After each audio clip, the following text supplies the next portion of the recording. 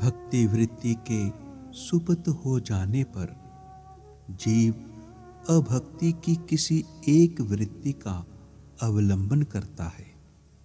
उस समय उसकी वृत्ति भजन शून्य होकर लक्ष्य तत्व वस्तु को, कभी परमात्मा और कभी निर्विशेष ब्रह्म की संज्ञा देती है।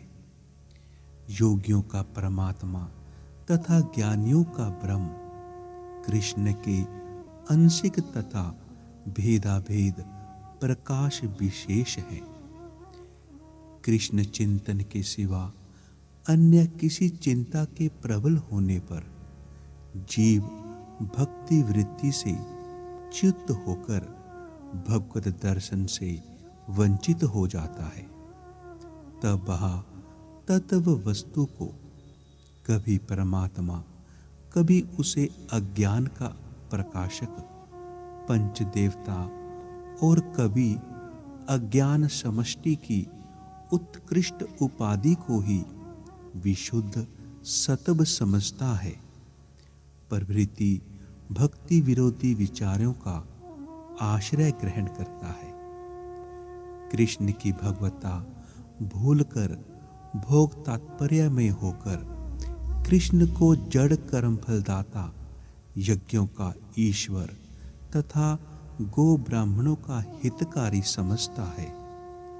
उसके ईश्वरत्व को ही अंतिम मान लेता है।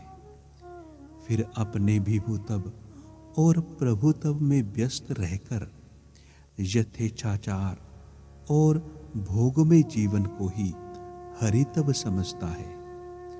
भक्तों के अतिरिक्त अन्य लोगों के द्वारा कथित कृष्ण से यहाँ तात्पर्य नहीं है, किंतु भक्तों द्वारा लक्षित कृष्ण शब्द ही प्राकृत कृष्ण का परिचायक है।